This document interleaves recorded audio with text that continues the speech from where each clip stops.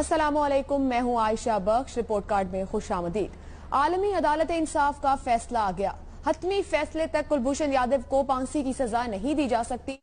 عالمی عدالت انصاف نے دائرہ اختیار کی پاکستانی درخواست کو مسترد کرتے ہوئے اپنے عبوری حکم نامے میں فاضل عدالت کا حتمی فیصلہ آنے تک کلبھوشن یادو کی پھانسی پر عمل درآمد روک دیا ہے۔ ساتھ ہی عدالت نے یہ بھی کہا کہ اس فیصلے کا اختیار عدالت رکھتی ہے کہ کاؤنسلر رسائی دی جانی ہے یا نہیں دی جانی ہے۔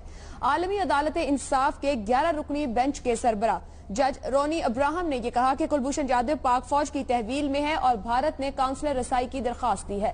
اس کا فیصلہ عدالت کرے گی کہ یہ دینی ہے یا نہیں۔ عالمی عدالت انصاف نے فیصلے میں یہ بھی کہا ہے کہ عدالت صرف اسی صورت حتمی فیصلہ سنا سکتی ہے جب اختیار ثابت کیا جائے۔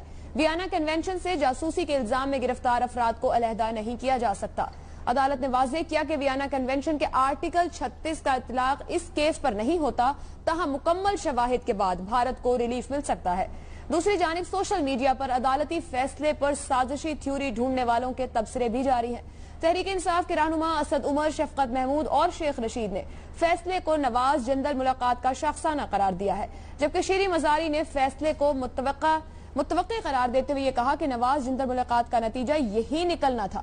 سوال یہ ہے کہ ہمارے ہاں سازشی نظریات کا کلچر کیوں اتنا عام ہے؟ کیوں ہر معاملے کو متنازع بنانے کا جنون ہمارے سروں پر سوار رہتا ہے؟ کیس کے میرٹ کی بات کی جائے تو کیا پاکستان کو اس عدالتی کارروائی کا حصہ بننا چاہیے تھا؟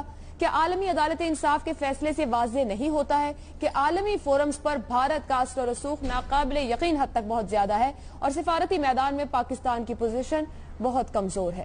اسی معاملے پر پینل کے سامنے سوال رکھیں گے۔ پینل میں اسلام آباد سے ہمارے ساتھ ہیں ارشاد بھٹی، بابر ستار، شہزاد چودھری۔ پشاور سے ہمارے ساتھ ہیں رحیم اللہ یوسف زئی، کراچی سے امتیاز عالم، لاہور میں میرے ساتھ حفیظ اللہ نیازی۔ رپورٹ کارڈ کا پہلا سوال آپ سب کے لیے اس طرح سے: کلبھوشن کی پھانسی پر حکم امتناع جندل نواز ملاقات کا نتیجہ ہے؟ کیا پاکستان تحریک انصاف کا الزام درست ہے؟ اگر آپ اتفاق کرتے اس الزام سے تو ہاں کا آپشن لیں گے، اتفاق نہیں کرتے تو نہیں کے آپشن کے ساتھ جائیں گے۔ ارشاد بھٹی صاحب۔ دیکھیے، سب سے پہلے تو یہ ہے کہ بین الاقوامی فورم سے مجھے تو کوئی توقع نہیں تھی، کیونکہ جب بین الاقوامی فورم پہ دو چھوٹے ملکوں کا مسئلہ جاتا ہے تو مسئلہ غائب ہو جاتا ہے۔ جب ایک چھوٹے اور ایک بڑے ملک کا مسئلہ جاتا ہے تو چھوٹا ملک غائب ہو جاتا ہے۔ جب دو بڑے ملکوں کا مسئلہ جاتا ہے تو بین الاقوامی فورم غائب ہو جاتا ہے۔ تو یہ تو کوئی ایشو نہیں تھا، یعنی یہ ہونا تھا اور یہ سارا تھا۔ باقی اب یہ بھی ایک تھیوری ہے کہ ایڈ ہاک جج کا آپشن لینا چاہیے تھا، پوری لیگل ٹیم جانی چاہیے تھی، فارن آفس گو میں گو کی کیفیت میں تھا یا نہیں تھا، 90 منٹ کا 50 منٹ میں کیسا کر دیا۔ اور دوسری بات یہ ہے کہ پہلے یہ سارے اس لیے بھی ختم ہے کہ ہم نے پہلا پچھلے 4-5 سال میں کون سا تیر مارا فارن آفس کے بہاف پہ یا بین الاقوامی سطح پر۔ تو اور دوسری بات ہے کہ ہماری حیثیت کیا ہے، بھارت کی حیثیت کیا ہے۔ بھارت ہم سے بہت بہتر ہے، ڈپلومیٹکلی بھی بہت بہتر ہے، وہ معاملے کو بھی آگے بہت بہتر لے جاتا ہے۔ اور پھر دوسری یہ ہے کہ وہ جس طرح آنن فانن انہوں نے یہ مقدمہ لیا اور جس طرح انہوں نے فیصلہ سنایا، اس کا تو عجیب و غریب ہے، اور یہ ہونا تھا، یہ ہو گیا۔ اور اب لیکن یہ جہاں تک ہے کہ تحریک انصاف کا، تو میں نہیں سمجھتا کہ تحریک انصاف کا الزام درست ہے، کیونکہ ہر چیز میں سازشی تھیوری نہیں نکالی جا سکتی۔ پتہ نہیں یہ ایک کہاں تحریک انصاف کا ایک ذیلی ونگ بن چکا ہے کہ کوئی بھی چیز ہے اس میں سے ایک سازشی تھیوری نکالیں اور سوشل میڈیا پہ ڈال دیں۔ یہ نہیں ہونا چاہیے۔ یہ تو ایک فیصلہ تھا، بھارت بہتر طریقے سے کھیلا، وہ کر گیا۔ اور ویسے بھی دنیا میں اب دو طرح سے فیصلے کیے جاتے ہیں، ایک انسانوں کے لیے اور ایک مسلمانوں کے لیے۔ اور ابھی کل پرسوں عافیہ صدیقی کی بہن کہہ رہی تھی کہ میری بہن پہ دباؤ ہے کہ وہ اگر مذہب چھوڑ دے تو اس کو رہائی مل سکتی ہے۔ تو عالمی سطح پہ تو یہ حال ہو چکا ہے۔ تو اب پاکستان کو وہ کرنا چاہیے، میرا خیال ہے کہ جو اس کے لیے بہتر ہے۔ کسی عالمی عدالت، کسی عالمی ادارے کی کوئی جانا چاہیے۔ 9/11 کے بعد امریکہ نے کون سا عالمی ادارے کا لیا، یوکرائن پہ روس نے کون سا عالمی ادارہ، ایبٹاباد سانے میں کون سا عالمی ادارہ آیا۔ تو میرا خیال ہے کہ پاکستان کو اپنے مفاد کے لیے آگے بڑھ کے اب ذرا فرنٹ فٹ پہ کھیلنا چاہیے۔ پاکستان کو آگے بڑھ کے اپنے مفاد کے لیے فرنٹ فٹ پر کھیلنا چاہیے، نہیں کا آپشن لے رہے ہیں بھٹی صاحب۔ عائشہ، آپشن تو نہیں کا ہی ہے۔ میرا نہیں خیال کہ جن لوگوں کو بھی معلوم ہے انہیں یہ بھی معلوم ہے کہ سویلین گورنمنٹ کے قبضے میں نہیں ہے یہ جو انڈین سپائے ہیں، اور نہ ہی سویلین گورنمنٹ کا کوئی خاص اس میں عمل دخل ہے کہ وہ چھٹیں گے نہیں چھٹیں گے۔ نہ سویلین گورنمنٹ یا سولین اداروں نے یا سولین عدالتوں نے اس کا فیصلہ کیا ہے. دیکھیے ایک تو میں عمران سیریز کا ناول بھی اس کا کوئی بیان کر سکتا ہوں ایک چیپٹر یہاں پہ کہ جی ایسا ویسا دنیا کی سازش یہ وہ. دوسرا ذرا فیکٹس کو دیکھ لیتے ہیں. جب دشمن جہاں پہ آپ کا جس بھی ایشو میں شامل ہو وہاں پہ سوچنے کی تھوڑی سی ابیلٹی بھی مفلوج ہو جاتی ہے کئی دفعہ. ہماری قومی ایک غصہ اور باقی تمام ایموشنل حالات میں بھی ہم جب انڈیا کی بات آتی ہے تو دیکھیے ایک ہم نے ٹریٹی سائن کر رکھی ہے کہ ایک دوسرے اور یہ ہم نے ساری دنیا کے ساتھ ایک ملٹی لیٹرل ٹریٹی ہے جس میں ہم کہہ رہے ہیں کہ اگر کسی بھی ملک کا باشندہ پکڑا جائے گا اسے کاؤنسلر ایکسس دیں گے. ہمارے بھی یہ رائٹ ہے, باقیوں کے بھی یہ رائٹ ہے. اس کا ایک آپشنل پروٹوکول ہے جو مینڈیٹری جورسڈکشن بھی دیتا ہے آئی سی جے کو. ہم نے آئی سی جے کی مینڈیٹری جورسڈکشن بھی مانی ہوئی ہے. ہم نے جو ٹریٹی سائن کی ہوئی ہے اس کے لیے ایک 72 میں قانون بھی بنایا کاؤنسلر ریلیشنز کے حوالے سے. سو ہم منوان یہ تسلیم کرتے ہیں کہ یہ ہونا چاہیے. انڈیا چلا گیا آئی سی جے میں, انہیں کہا کہ جی جورسڈکشن بھی مانی ہوئی ہے انہوں نے, جو ہم بھی کہتے ہیں کہ ہم نے مانی ہے. اس کے بعد انہوں نے کہا کہ یہ جو یادو صاحب ہیں یہ ہمارے سٹیزن بھی ہیں, پاکستان بھی یہ کہتا ہے, ہم بھی یہ کہتے ہیں. ان کا جی ٹھیک بات ہے. انہوں نے کہا کہ اس چیز کا بھی چانس ہے کہ یہ جو جھگڑا ہے یہ کاؤنسلر ایکسس کا کیس بنتا ہو اس کے اندر. سو پرائما فیشا کیس ہے کہ جی ہو سکتا ہے اسے ایکسس مل سکتی ہو. پاکستان کی اس پہ ریزرویشنز ہیں. عدالت نے کہا ٹھیک ہے ہو سکتا ہے مل بھی سکتی ہو اسے. اور پھر انہوں نے کہا کہ اگر اسے بیچ میں سزا ہو گئی اور اسے ٹانگ دیا تو پھر تو جھگڑا ہی ختم ہو جائے گا, پھر کس چیز کی ایکسس اور کسے ملے گی. تو یاد کیجئے گا کہ جب 18ویں فوجی سے جب عدالتیں بنی تھیں, جب ان کے اوپر چیلنج چل رہا تھا تو اس وقت بھی جو ایگزیکیوشنز تھیں ملٹری کورٹس کے تھرو جو ہوئی تھی وہ روکتی تھی سپریم کورٹ نے ٹیمپریرلی, اور جب اپ ہولڈ کیا تھا تو اس کے بعد الاؤ کیا تھا. تو سوال ٹوٹل یہ ہے کہ کیا اسے کاؤنسلر ایکسس ملنا ہے یا نہیں ملنا. اس میں اگر ہم نے ایک ایکسپیکٹیشنز یہ بلڈ کی کہ نہیں ہر صورت ہم جیتیں گے یہ مقدمہ, اور جذباتیات کی ہم نے بات کی, ہم نے غلط پاکستان کے عوام کی ایکسپیکٹیشنز بلڈ کی. آج انہیں تکلیف پہنچے گی, لیکن الٹیمیٹلی اگر یہ فیصلہ انڈیا کے حق میں بھی ہو جاتا ہے تو ٹوٹل کانسیکوینس یہ نکلے گا کہ اس کے پاس کاؤنسلر ایکسس ہے. پھر ہماری ڈومیسٹک کورٹس کو یہ فیصلہ کرنا پڑے گا کہ اگر کاؤنسلر ایکسس پہلے نہیں تھا تو اس موجودگی میں جب ٹرائل ہوا تو وہ ٹرائل ویلڈ ہے یا نہیں ہے. اور اس کے بعد بہرحال اس کے جو جرائم ہیں اس کا فیصلہ پاکستانی عدالتوں نے کرنا ہے. یہ کوئی اتنے جذباتی فیصلہ نہیں ہے, نہ ہی کوئی انہونا فیصلہ ہے. یہی ایکسپیکٹڈ فیصلہ تھا اگر آپ ٹھنڈے دماغ سے سوچیں. کاؤنسلر ایکسس کے بعد دیکھا جائے گا کہ یہ ٹرائل کیسے چلنا اور فیصلہ پاکستان کی عدالتیں کرے گی. ٹھنڈے دماغ سے سوچنے کی ضرورت ہے, نہیں کا آپشن. نیازی صاحب دو باتیں ہوئی, ایک تو یہ کہ جو بھٹی صاحب باتیں کر رہے تھے عالمی عدالت سے توقع نہیں, بھارت ہم سے بہتر. دوسری باتیں بابر ستار صاحب نے کی لیگل اسپیکٹ سے بھی, اور یہ بھی کہ اگر تھوڑا سکون سے دیکھا جائے کہ معاملات آخر پاکستانی عدالتوں میں آ کر حل ہوں گے اگر ایکسس ملتی بھی ہے. کیا پی ٹی آئی کا الزام درست ہے؟ پی ٹی آئی کے الزام کے بارے میں تو میں کہتا ہوں کہ یہ بالکل ایک جس کو کہنا چاہیے کہ تعصب نے جہاں ان کی آنکھوں کو اندھا کر رکھا ہے وہاں ان کے ذہنوں کو بھی مفلوج کر دیا ہے. اس میں جہالت کے علاوہ کچھ بھی نہیں آپ کو ملے گا.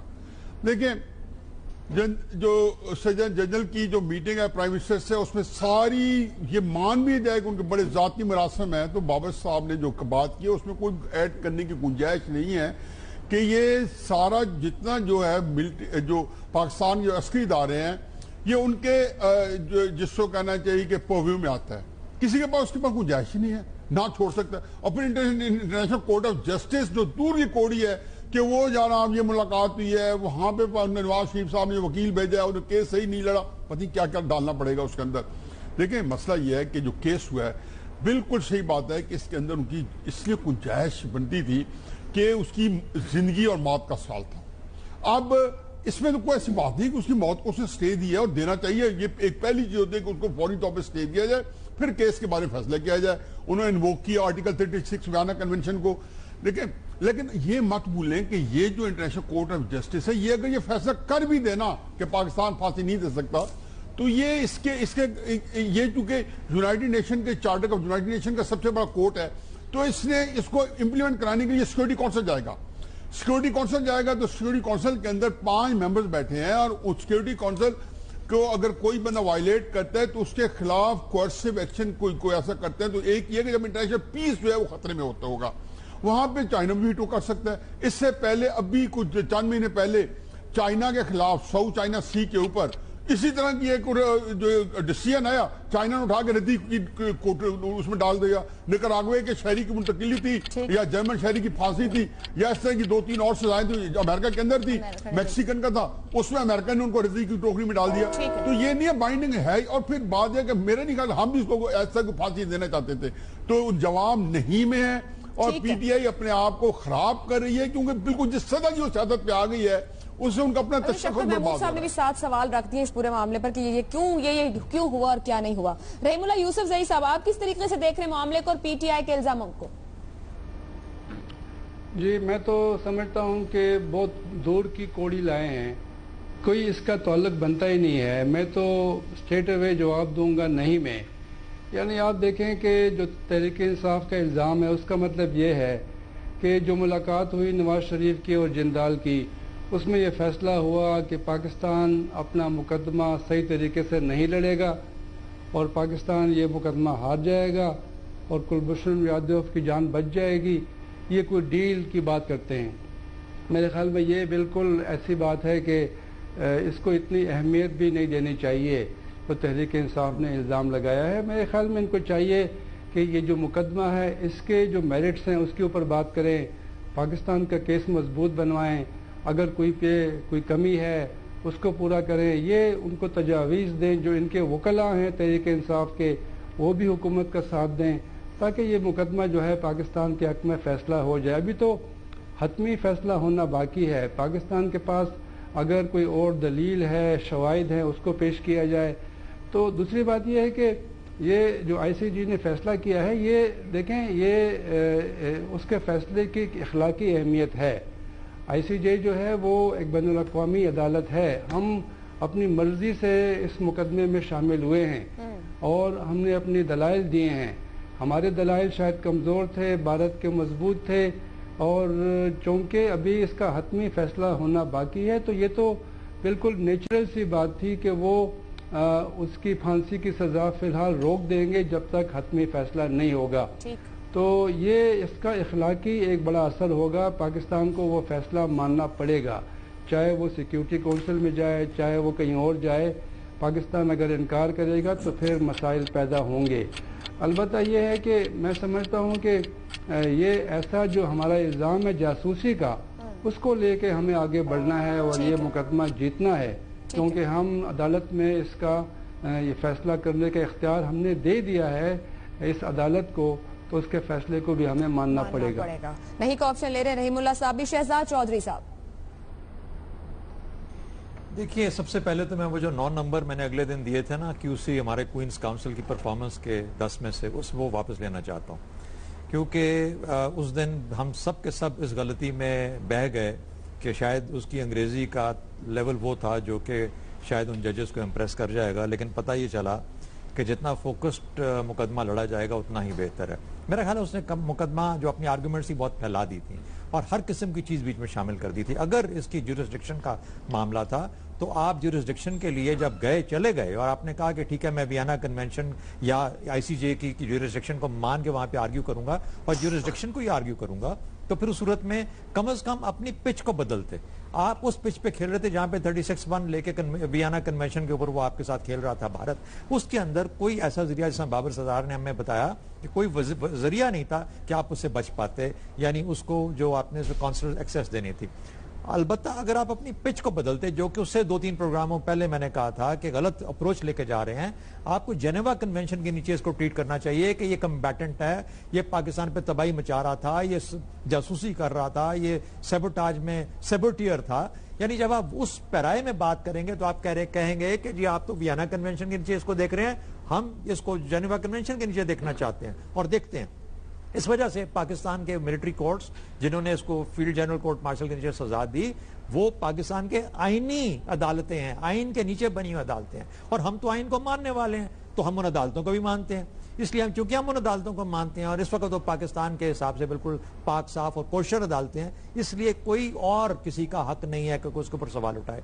2008 का मुआहदा पाकिस्तान और भारत का जो था कॉन्सुलर एक्सेस के बारे में, on the merits of the case, उसको क्यों उतने फोकस के साथ नहीं पेश किया गया, शायद मेंशन किया गया हो, लेकिन क्योंकि बात बहुत बढ़ा दी हमने, مشکل بنا دی اور اتنی ایکسیس اتنی سپورٹ مل گئی ان کو انڈیا کے فوکسڈ آرگومنٹ کو کہ آئی تھنک کانسولر ایکسیس کا معاملہ بازیوں کے سامنے آیا اور ظاہر ہے جان بخشی تو کرنی ہی تھی جب اتنے سوالات کھڑے ہو جائیں تو ان سوالات کی روشنی میں یا ہوتے ہوئے آپ کسی کی پھانسی کو نہیں پرمٹ کر سکتے. یہی دنیا کا اس وقت ماحول ہے. میرا خیال ہے کہ بہت سوچ بچار کے بعد آگے جانا پڑے گا. اتنی جس طریقے سے کہتے ہیں جذباتی کہہ لیجئے یا ہم کہتے ہیں کہ بہے ہوئے ہم چل پڑتے ہیں بغیر کسی سوچ سمجھ کے جائیں جذباتی ہو کے. آپ پی ٹی آئی کا الزام درست ہے پر کیا آپ اس کو بہت بہتر طریقے سے لڑنا پڑے گا.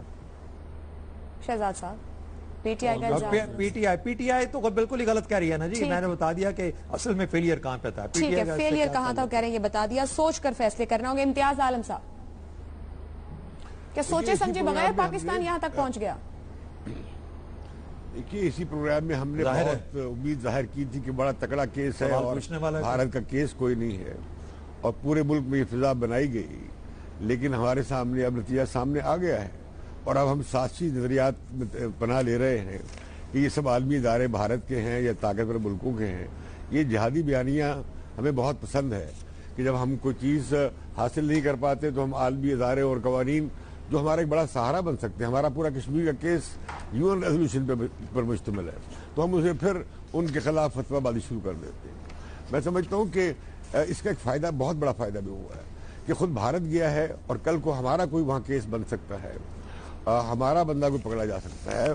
اور پھر یہ جو معاملہ ہے کونسلر ایکسیس نہ دینا یہ ٹھیک نہیں تھا. ہمارے لوگ بہت سارے ہیں وہاں پہ جنہیں کونسلر ایکسیس چاہیے اور ان کی بہت ضرورت ہوتی ہے. بہت سے بیچارے مظلوم لوگ ہوتے ہیں, بے قصور لوگ ہوتے ہیں.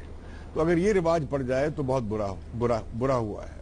اب جب بھارت گیا ہے وہاں پہ اور وہاں پہ ہم بھی اب جا رہے ہیں تو ہمیں کیس وہاں پہ بڑے سنجیدگی سے لڑنا چاہیے, اپنا وہاں پہ مقدمہ پیش کرنا چاہیے, وہ حقائق بھی ہمیں شیئر کرنا چاہیے. وہ ایک پلیٹ فارم بن سکتا ہے ہمارے کہ بھارت کس طرح کلبھوشن کے ذریعے پاکستان میں تباہی مچا رہا تھا, تو ایک ہمیں اچھا پلیٹ فارم مل سکتا ہے. اور اسی طریقے سے یہ ہے کہ اگر جب بھارت گیا ہے تو کل کو ہم بھی ICJ میں جا سکتے ہیں. اگر کل کو ہمارے ساتھ کوئی اس طرح کا واقعہ درپیش ہوتا ہے بھارت میں تو ہمارا آدمی پکڑا جائے. تو میں سمجھتا ہوں کہ یہ جو میرے دوست شفقت محمود اور اسد عمر, مجھے ان سے توقع نہیں تھی کہ وہ سیاست گری میں اس سطح پہ چلے جائیں گے. بھلا کلبھوشن اور نواز کی ملاقات کا کیا تعلق ہے ICJ کے ساتھ اور ICJ کے فیصلے کے ساتھ, اور کس طرح یہ ملاقات ICJ کی عدالت کو انفلوئنس کر سکتی ہے. تو میں سمجھتا ہوں کہ یہ ہمیں اتنی دور کی کوڑیاں نہیں لانا چاہیے. قومی معاملات اور خارجہ معاملات اور سیکیورٹی کے معاملات میں ذمہ داری کا مظاہرہ کرنا چاہیے. ٹھیک ہے, سیکیورٹی کے معاملات اور قومی معاملات پر ذمہ داری کا مظاہرہ کرنا چاہیے. پینل متفق ہے, تمام پینلسٹ نے نہیں کا آپشن لیا ہے پاکستان تحریک انصاف کے الزام پر کہ نواز جنرل ملاقات کے بعد یہ تمام پیش رفت ہوئی ہے اور یہ اسی باعث کلبھوشن کی پھانسی پر حکم امتناعی آیا ہے. ٹیکنیکل اور لیگلی کا کس طرح کو ساؤنڈ ہو کر آگے بڑھنا چاہیے, اپنا کیس پلیڈ کرنا چاہیے, اس پر بھی بات کی گئی. بریک پہ جائیں گے, بریک سے واپس آئیں گے تو بات کریں گے انتہا پسندی یا شدت پسندی کے بیانیے کو کیسے تبدیل کیا جانا چاہیے. اس فورم سے پہلے بھی بات ہوتی رہی, چیف آف آرمی اسٹاف کی جانب سے بھی نوجوانوں کو فوکس کرتے ہوئے اس معاملے پر بات کی گئی. پینل کی رائے بریک کے بعد.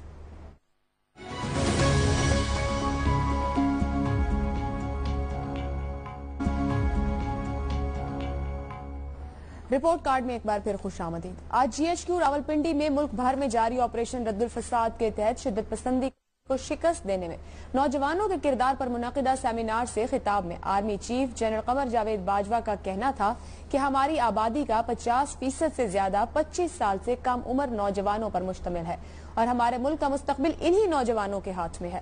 شدت پسندی کی طرف مائل نوجوان وہ ہیں جن کے پاس اقدار اور شناخت کا کوئی واضح تصور نہیں ہوتا. ہم ایک دوراہے پر کھڑے ہیں. آج سے 10 سال بعد یا تو ہم پھل کاٹ رہے ہوں گے یا پھر یہ دیکھ رہے ہوں گے کہ کس طرح ہمارے نوجوان شدت پسندی کے ہاتھوں متاثر ہوئے. آرمی چیف کا یہ بھی کہنا تھا کہ ہم صرف دہشت گردوں کے نشانے پر نہیں ہیں بلکہ دشمن قوتوں نے بھی ہمیں ہدف بنا رکھا ہے جو خاص کر ہماری نوجوان نسل کو گمراہ کر رہی ہیں اور اس مقصد کے لیے انٹرنیٹ اور سمارٹ فونز جیسے پلیٹ فارمز استعمال کیے جا رہے ہیں. آرمی چیف کا یہ بھی کہنا تھا کہ کسی بھی مذہب کا اصل مقصد یہ ہوتا ہے کہ کیسے اچھی زندگی گزاری جائے, صحیح اور غلط میں فرق قائم کیا جائے. دین میں جبر نہیں ہے. اپنے خیالات کو دوسروں پر مسلط نہیں کر سکتے. معاشرے میں تشدد کو کم کرنے کے لیے کام کریں اور پاکستان کی تعمیر نو کریں. آرمی چیف نے اپنی تقریر میں اس بات پر بھی زور دیا کہ انتہا پسندی کو ختم کرنے کے لیے اپنے اداروں میں آئیڈیل ماحول پیدا کریں اور ان قوتوں کی نشاندہی کریں جو نوجوانوں کے ذہنوں کو آلودہ کرنے کی کوشش کر رہی ہیں. آرمی چیف کی تقریر اپنی جگہ، مگر دہشت گردی کے خلاف بیانیے کے تمام نکات پر عمل کرنا اور عمل ہونا ضروری ہے. اسی معاملے پر پینل کے سامنے سوال رکھیں گے، فورم اوپن رکھیں گے، پینل دے گا. اس پینل سے ہم پہلے بھی کئی بار اس معاملے پر بات کر چکے ہیں کہ انتہا پسندی کے بیانیے کو کیسے تبدیل کیا جائے، اس پر کیا کام ہو رہا ہے. آج سوال اس طرح سے ہے، انتہا پسندی کے بیانیے کو تبدیل کرنے کے لیے کیا کرنے کی ضرورت ہے؟ پینل اوپن آپشنز نہیں دیں گے بلکہ فورم اوپن رکھیں گے. آپ آپشنز دیں گے. امتیاز عالم صاحب. میں بہت خوش آمدید کہتا ہوں جو آج جنرل باجوہ نے تقریر کی ہے، اس کی بہت ضرورت تھی. فوج کی سطح پہ، انٹیلیجنس سروسز کی سطح پہ، پورے سلامتی کے اداروں میں اس پیغام کو جانا چاہیے. بہت ویلکم بیان ہے.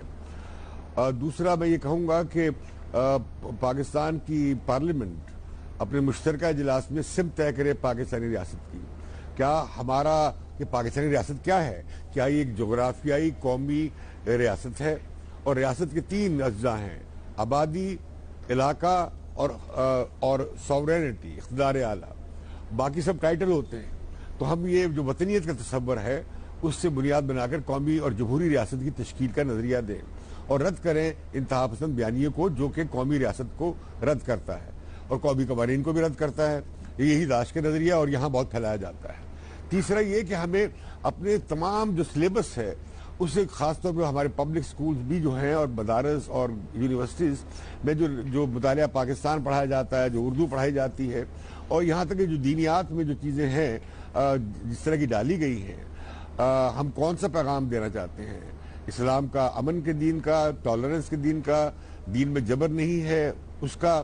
تو یہ ایک پورا سلیبس کا مغز جو ہے، ماخذ، وہ بدلنا پڑے گا. تیسرا یہ کہ ہمیں بتانا پڑے گا کہ علم کے ذریعہ صرف آسمانی کتابیں نہیں ہیں، وہ بہت اہم ہے ہماری زندگی میں، بہت مقدس ہیں، لیکن سائنس ہے، سماجی علوم ہے، ہیومینٹیز ہے، اور انسانی زندگی کے ہزارہ سال کے تجربات کے نتیجے میں اخذ کردہ نتائج ہیں، اور ایک تہذیب ہے، عالمی تہذیب ہے، عالمی اقدار ہیں، جمہوری اقدار ہیں. اس سب کو ہمیں شامل کرنا امتیاز صاحب 2 کوئی فوکس پوائنٹ دیجئے جو کرنے کی ضرورت ہے. میں سمجھتا ہوں کہ ہمیں اپنی ریاست کی نظریاتی قبلہ درست کرنا چاہیے جو غلط ہے، جو کنفیوز ہے، یا ہمیں داعش کی طرف لے جاتا ہے.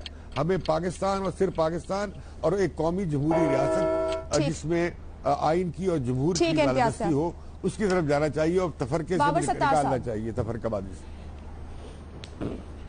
عائشہ، اسی طرح کے کام جو آج آرمی چیف نے کیا ہے. دیکھیے، جب آپ لیڈرشپ پوزیشن پہ ہیں تو آپ کے پاس مائک ہے نا، اس میں آپ اسی سے بیانیہ تبدیل ہوتا ہے. سب سے امپورٹنٹ چیز یہ ہے میری نظر میں کہ اگر ہم کنونسڈ ہیں کہ ہمیں یہ کام کرنے کی ضرورت ہے تو پھر ہماری تمام ایلیٹس کو، یعنی کچھ ایلیٹس اسٹیٹ کے ساتھ منسلک ہیں اور کچھ ایلیٹس اسٹیٹ کے باہر بیٹھی ہوئی ہیں. آپ کی ملٹری ایلیٹ کو بھی یہ بات اور ہر دفعہ یہ بات کرنی پڑے گی، آپ کی پولیٹیکل ایلیٹ کو بھی یہ بات کرنی پڑے گی، آپ کی انٹلیکچوئل ایلیٹ کو بھی بات کرنی پڑے گی، آپ کی ریلیجس ایلیٹ کو بھی یہ بات کرنی پڑے گی. اور یہ تو ایک ایسپیکٹ ہے کہ آپ کنسسٹنٹلی ڈیفائن کر رہے ہیں کہ ہمیں یہ کرنے کی ضرورت ہے تاکہ وہ چیز ڈرامن ہو اور خالی ریاست کی طرف سے بھی وہ بیانیہ شیپ ہو رہا ہو اور جو سوسائٹل لیڈرز ہیں ان کی طرف سے بھی بیانیہ شیپ ہو رہا ہو. پہلی چیز. دوسری چیز یہ کہ پھر آپ کے اعمال سے نظر آئے کہ آپ واقعی اس میں بلیو کرتے ہیں.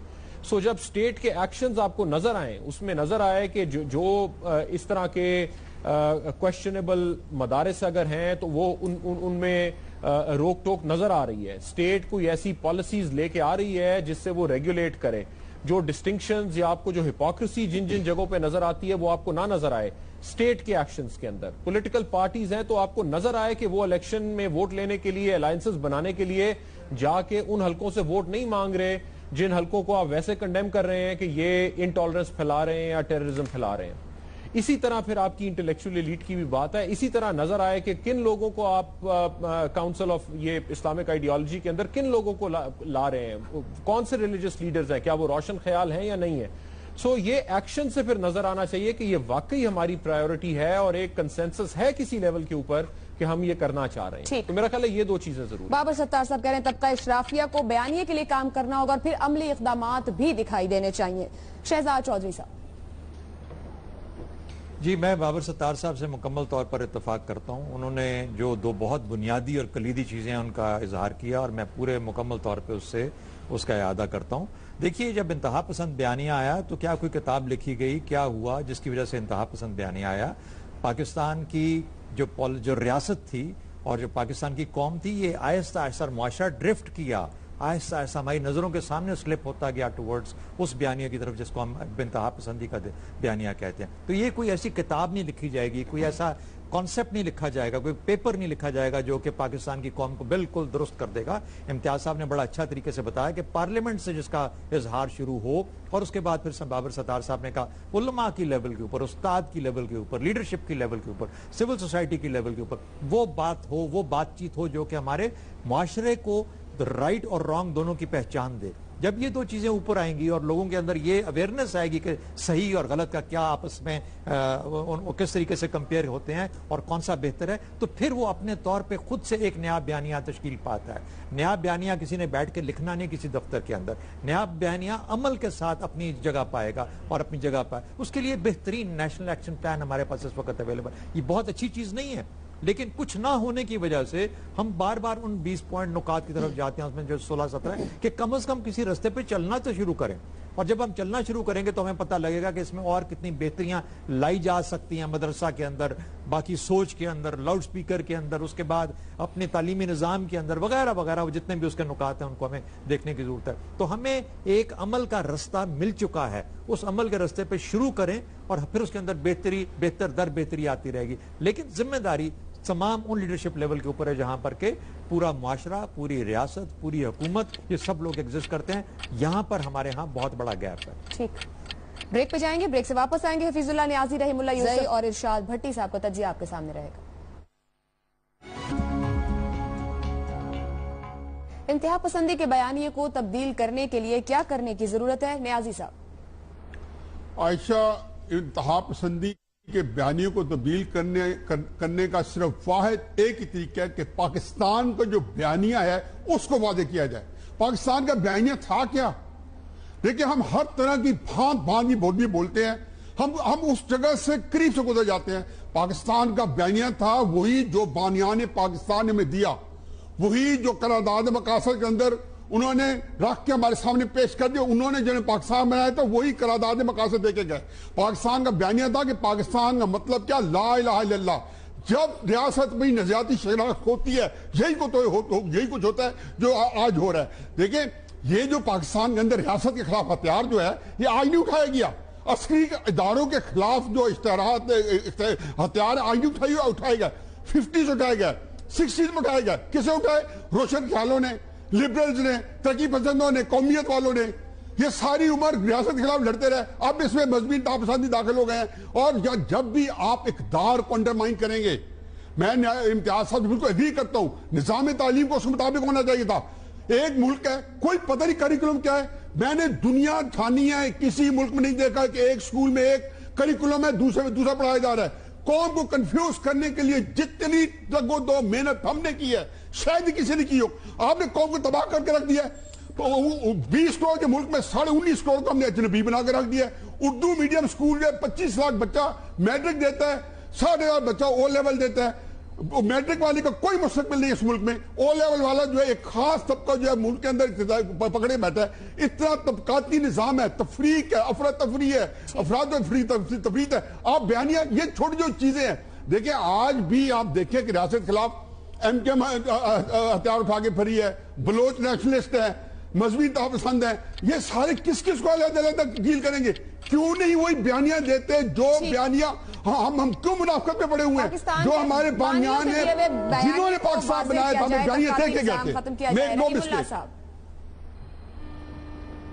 جی بالکل, میں سمجھتا ہوں کہ آرمی چیف نے جو یہ مخاطب کیا ہے نوجوانوں کو اور ایک کوشش کی ہے, یہ تو بہت پہلے ہونی چاہیے تھی, کیونکہ پاکستان کی آبادی کی اکثریت جو ہے وہ نوجوان ہے.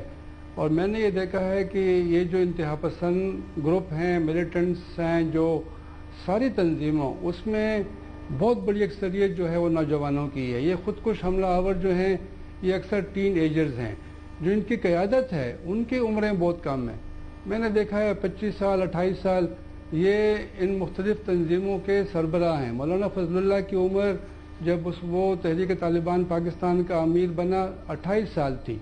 تو ایک تو یہ ہے کہ ان کے اوپر توجہ دینے کی بہت ضرورت ہے، نوجوانوں کے اوپر، اور مجھے امید ہے کہ جو مدرسے کے طالب علم ہیں ان کو بھی دعوت دی گئی ہو تاکہ وہ بھی آئیں اور اس طرح کی تقریبات میں شرکت کریں، اور ان کی جو سوچ ہے اس کو بھی بدلنے کی کوشش کرنی چاہیے۔ دوسری بات یہ ہے کہ بیانیہ کے حوالے سے بہت دیر کے بعد نیکٹا نے 3-4 مہینے پہلے اسلام آباد میں ایک کانفرنس بلائی تھی، اس میں مختلف خیال کے لوگ آئے تھے اور وہاں پہ تجاویز دی گئی تھی، اور ہمارا خیال تھا کہ یہ جلد ہی ایک بیانیہ، ایک کاؤنٹر نیریٹو بن جائے گا اور اس کی تشہیر ہوگی۔ وہ کام ابھی تک نہیں ہوا، میرے خیال میں وہ کام بھی ہونا چاہیے۔ ٹھیک ہے، ایک بیانیہ جو ہے اتفاق رائے سے کر کے اس کی پھر تشہیر کرنی چاہیے، لیکن اس میں علماء کا کردار بڑا اہم ہے، اور اس کانفرنس میں علماء بھی آئے تھے۔ علماء کی بات میں جب وہ اسلام کے حوالے سے بات کرتے ہیں تو کافی وزن ہوتا ہے، تو ان کا کردار بہت ہی ضروری ہے۔ اور آپ دیکھیں کہ جو ابھی حالیہ دنوں میں سی ٹی ڈی سندھ کی رپورٹ آئی ہے کاؤنٹر ٹیررزم ڈپارٹمنٹ کی، اس میں آپ دیکھیں کہ جو تقریباً 13 لوگ ہیں وہ کہتے ہیں کہ وہ داعش سے متاثر ہیں، اور وہ کہتے ہیں کہ اگر وہ رہا ہوئے تو وہ سیدھے شام پہنچ جائیں گے اور داعش میں شامل ہو جائیں گے۔ تو یونیورسٹی کے طلباء کے اوپر، کالج کے طلباء کے اوپر بھی توجہ بہت ضروری ہے۔ دیکھیے عائشہ، وقت آ گیا ہے کہ مذہب کو ذاتی مفادات کے لیے استعمال کرنا بند کر دیا جائے۔ وقت آ گیا ہے کہ جھوٹ، منافقت اور بہتان بازی سے گریز کیا جائے۔ وقت آ گیا ہے کہ دوسروں کو برداشت کرنے کا حوصلہ پیدا کیا جائے، اور وقت آ گیا ہے کہ جہاد اصغر سے جہاد اکبر کی طرف آیا جائے۔ نبی صلی اللہ علیہ وسلم نے فرمایا تھا کہ جہاد اکبر نفس کے خلاف جہاد ہے، ہمیں اپنے نفس کے خلاف جہاد کی ضرورت ہے۔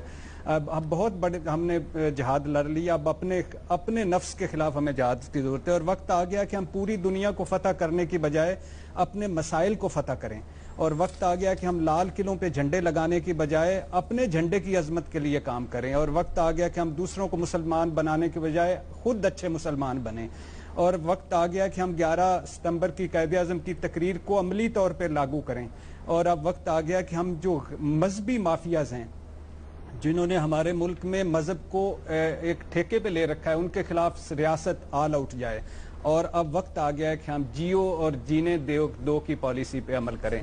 اس سے پہلے کہ یہ سارا ہم جو تماشا ایک دوسرے کو بنا رہے ہیں، ہم خود تماشا بن جائیں، جیو اور جینے دو کی پالیسی پر عمل کریں اور دوسروں کو برداشت کرنے کا حوصلہ ڈالیں۔ ٹالرنس ہمارے معاشرے میں نہیں ہے، ٹالرنس بہت زیادہ ہونی چاہیے۔ ایک دوسرے کو مسلمان مت بنائیں، ہم سارے ہی مسلمان ہیں، سارے ہی اللہ اور بندے کے درمیان ہے، تو اس لیے میرا خیال ہے جیو اور جینے دو۔ پینل کی جانب سے بڑی ایکسٹینسو بات کی گئی ہے اس کے اوپر، اور کھل کر کیے گئے کس طریقے سے اس بیانیے کو تبدیل کیا جا سکتا ہے، اور ہر ایک کو اپنا حصہ ڈالنے کی ضرورت ہے۔ پروگرام آپ نے دیکھا، فیڈ بیک بھیج سکتے ہیں۔ اجازت دیجیے، اللہ حافظ۔